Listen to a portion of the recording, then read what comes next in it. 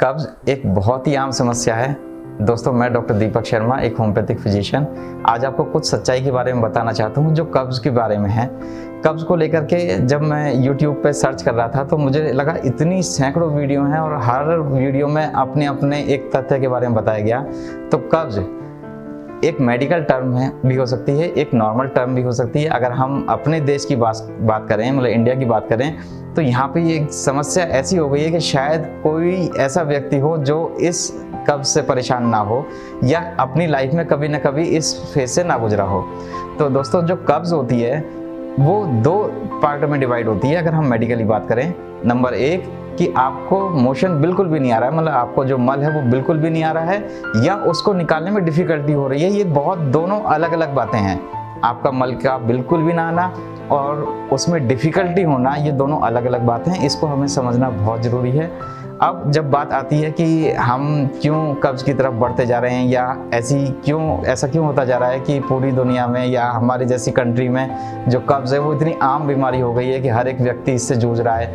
बहुत तरीके के प्रोडक्ट हैं, कोई ये कुछ बताता है, कोई आपको खाने के लिए फाइबर डाइट के बारे में बताएगा, कोई आपको लाइफस्टाइल के बारे में बताएगा, कोई आपको कुछ भी खाने से आपको सेकंडों के अंदर आपको मोशन आ जाएगा। ऐसी भी बहुत सारी आपको वीडियोस मिलेंगी। लेकिन जो सच्चाई है वो ये है कि जब हमारे पूर्वज कब्ज के लिए काम करते थे, मतलब या मोशन के लिए जाते थे, तो आपको याद होगा कि जब हमारे यहाँ शौचालय नहीं होते थे तो हम घर से उठ करके, हमारे जो पूर्वज थे वो बाहर एक दूरी तय करके एक मोशन करने के लिए जाया करते थे। ये बहुत आम था हिंदुस्तान में। और आज हम बैठे बैठे एक ही कमरे में जहाँ पे हम सोते हैं और उसी के बगल में एक टॉयलेट है, हम ये सोचते हैं कि हम बेड से उठें और हम टॉयलेट में जा कर के फ्रेश हो जाएं। ऐसा नहीं हो सकता। ये जेनेटिक्स है जो चलती आ रही है, इसको एकदम से नहीं बदला जा सकता। फिर दूसरी बात ये कि हमारे पास जितने भी मरीज आते हैं जो कब्ज को लेकर के आते हैं, उनमें मेडिकल कंडीशन जो है वो थोड़ी कम होती हैं, साइकोलॉजिकल कंडीशन थोड़ा ज़्यादा होती हैं। जैसे उनको लगता है कि अगर आज मेरा पेट साफ़ नहीं हुआ तो मुझे सिर में दर्द हो जाएगा, अगर मेरा पेट साफ़ नहीं हुआ तो मुझे उल्टी जैसी आ जाएगी, अगर मेरा पेट साफ़ नहीं होगा तो आज मेरा दिन ठीक नहीं रहेगा। इसके पीछे भी एक कॉमन साइकोलॉजी जुड़ी हुई है कि जब हम छोटे बच्चे होते हैं तो हमारे माँ बाप हमेशा ये फोर्स कराते हैं कि बेटा अगर तू मोशन नहीं गया या तुम फ्रेश नहीं हुए तो तुम्हें नाश्ता नहीं मिलेगा, तुम्हें स्कूल नहीं जाने दिया जाएगा, तुम कहीं जा नहीं सकते, कहीं जाने से पहले तुम फ्रेश हो जाओ।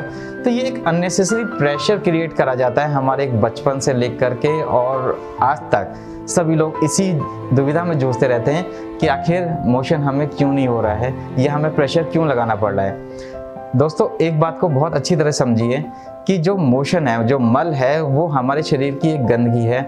अगर वो बाहर नहीं निकल रहा है तो इसकी दो वजह हो सकती हैं कि या तो आप गंदा खा ही नहीं रहे हैं या फिर आपकी जो बॉडी है उस गंदगी को निकालने में असक्षम हो रही है। तो बहुत सारे ऐसे लोग हैं जो ये कहते हैं कि फाइबर डाइट खाओ। ऐसा भी जरूरी नहीं है कि आप सिर्फ फाइबर ही डाइट खाएंगे तभी आपको मोशन आएगा। हो सकता है कि आपकी बॉडी फाइबर डाइट को कुछ और तरीके से पचा रही हो। तो अब जो साइंटिफिक डाटा है वो ये भी कहता है कि बहुत ज़्यादा फाइबर डाइट पर भी नहीं रहना चाहिए, बहुत ज़्यादा कोई एक्सेसिव काम नहीं करना चाहिए। जो छोटी छोटी बातें हैं उन पर हमेशा ध्यान रखना है। नंबर एक, तो आपको जब भी कभी मोशन आए तो ही आप मोशन के लिए जाएं। आप अननेसेसरी कभी स्ट्रेन करने के लिए, मतलब आपको ये ज़बरदस्ती नहीं करना है कि आप सुबह उठे और जा कर के सिर्फ टॉयलेट में बैठ गए और आपने आधा घंटा दिया, आपने पौना घंटा दिया और उसके बाद निकल के आ गए। उससे अननेसेसरी आपका जो मल द्वार है, जो रेक्टम है, उस पर अननेसेसरी लोड पड़ता है, जिससे एक सबसे कॉमनेस्ट बीमारी होती है वो है पाइल्स, जिसको हम लोग मेडिकल भाषा में हेमोरॉइड्स भी बोलते हैं, हिंदी भाषा में बवासीर बोलते हैं। एक सबसे कॉमन समस्या आ गया है। हिंदुस्तान में इतने सारे पेशेंट हैं इसके, उसका सिर्फ एक ही कारण है कि हम लोग अननेसेसरी जाकर के टॉयलेट में बैठते हैं और स्ट्रेन लगाते हैं और उन खून की नसों को अननेसेसरी स्ट्रेन देते हैं जो बेचारी जिनका कोई दोष भी नहीं है। तो अगर बवासीर के बारे में अगर आपको पता हो तो बवासीर सिर्फ एक खून का एक छल्ला बन जाना या खून का एक गुब्बारा बन जाना, इसी को पाइल्स बोलते हैं। तो सबसे पहला मेरा जो आपसे निवेदन है वो ये है कि अगर आपको मोशन आ रहा है तभी आप टॉयलेट में जाएं। अगर आपको मोशन नहीं आ रहा है तो अननेसेसरी टॉयलेट में ना बैठें, कोई भी स्ट्रेन ना करें और जो पेट साफ होना एक अलग विषय है। आपको मेडिकली कोई दिक्कत है, कोई आपको ब्लॉकेज आ गई है या आपकी इंटेस्टाइन बिल्कुल भी वर्क नहीं कर रही है, आपको टीबी जैसी कोई बीमारी है, आपको कोई बहुत क्रॉनिक बीमारी है या कोई आंतों का कैंसर है, तो वो एक मेडिकल कंडीशन अलग है। लेकिन साइकोलॉजिकल कंडीशन के लिए आप ये मत सोचिए कि आपको मोशन नहीं आ रहा है तो आज आपका दिन बेकार हो जाएगा।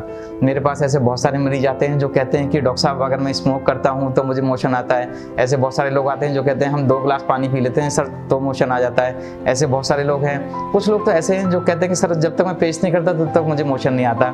तो ऐसे बहुत सारे एग्जाम्पल्स हैं। आपके साथ भी ऐसा ही कुछ होता होगा कि किसी ने त्रिफला खाया तो आपको मोशन आया, किसी को काली मिर्च खाने से मोशन आया, किसी को कुछ भी खाने से मोशन आया।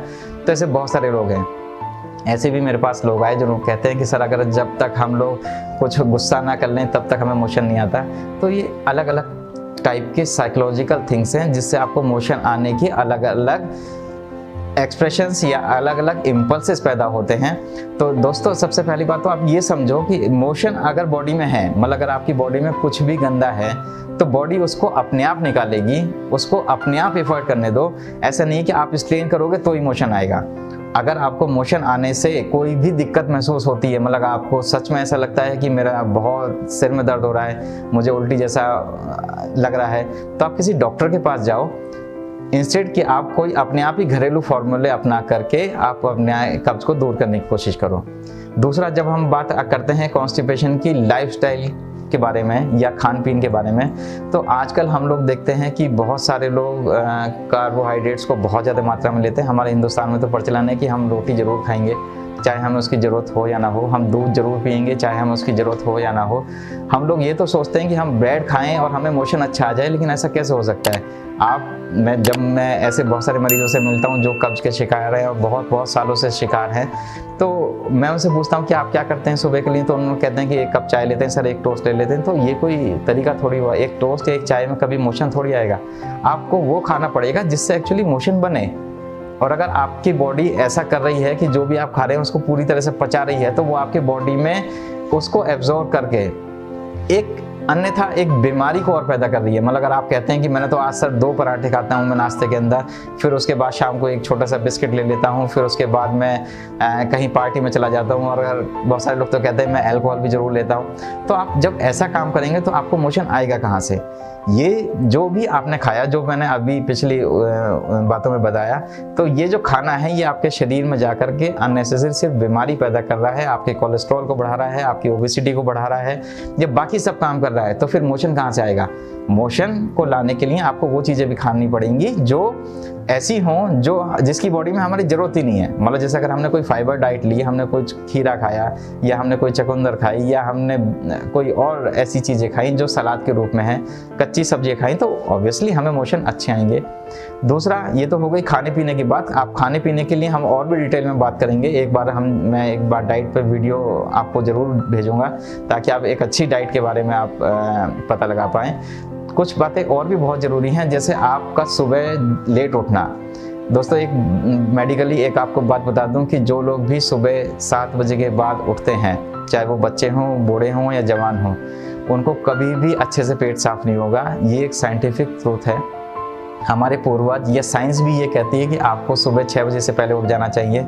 सब लोग कहते आए हैं, लेकिन हम इसको कभी फॉलो नहीं करते, और जब फॉलो नहीं करते उसके बाद हम कहते हैं कि हम बीमार भी हैं। मतलब हम आज की दुनिया में ऐसे हो गए हैं कि हम अपने हिसाब से जीना चाहते हैं, दुनिया के हिसाब से चलना चाहते हैं, लेकिन हम चाहते हैं कि हमारी बॉडी भी नॉर्मल बिहेव करती रहे, चाहे हम उसको कुछ भी नॉर्मल ना दें। ना हम सुबह उठ रहे हैं, ना हम सुबह वॉक कर रहे हैं, ना हम फाइबर डाइट खा रहे हैं। हमें चाहिए भी पूरी पराठे, हमें चाहिए भी समोसे, हमें टेस्ट भी अच्छा चाहिए, हमें उसमें मिर्च मसाले भी चाहिए, और हम ये भी चाहते हैं कि हमारा पेट भी साफ़ हो जाए। तो ऐसा नहीं हो सकता। तो और भी बहुत कुछ है कॉन्स्टिपेशन के बारे में। जैसे कॉमन मिथ थे जो मैंने प्रैक्टिस में पाए, वो मैंने आज आपके साथ शेयर करे हैं। मैं चाहता हूं कि आप सब लोग भी इस बात को समझें कि कॉन्स्टिपेशन क्या है और हमारे देश में कॉन्स्टिपेशन क्यों बढ़ता जा रहा है। अपनी डाइट का बेसिक ध्यान रखें, सुबह जल्दी उठें, मॉर्निंग वॉक करें, अच्छे से लाइफस्टाइल को लें, अपनी नींद को पूरी करें। अगर आपकी नींद पूरी नहीं हो रही है तब भी आपको कॉन्स्टिपेशन हो सकता है, आपको शुगर है तब भी कॉन्स्टिपेशन हो सकता है, आपका बीपी हाई है तब भी आपको कॉन्स्टिपेशन हो सकता है, आप किसी लंबे समय से किसी दवाई को ले रहे हैं तब भी आपको कॉन्स्टिपेशन हो सकता है। तो कॉन्स्टिपेशन के बहुत सारे कारण हैं, लेकिन कॉन्स्टिपेशन को अपने आप अपनी एक परिभाषा मत बनाइए, या किसी भी ऐसे सोशल मीडिया से जो ऐसे जुड़े हुए हैं कॉन्स्टिपेशन को लेकर के, उसको एक अच्छी तरह से समझो, और जो मेडिकल डॉक्टर्स हैं उनसे अपनी सलाह लीजिए कि आखिर कॉन्स्टिपेशन क्यों हो रहा है। तो ये एक छोटी सी बात थी जो मैं आप सब लोगों से शेयर करना चाह रहा था। बहुत बहुत धन्यवाद। मैं doctor Deepak Sharma orbit clinic से एक होम्योपैथिक फिजिशियन हूँ। अगर आपको ये वीडियो अच्छी लगती है तो इसको प्लीज़ लाइक करिए। अगर आपको कुछ और भी पूछना है तो मुझे कमेंट बॉक्स में लिखिए, मैं हो सकता है आपको पूरी तरह से वहाँ पर जवाब दे पाऊँ, और हमारे चैनल को सब्सक्राइब भी करिए। बहुत बहुत धन्यवाद।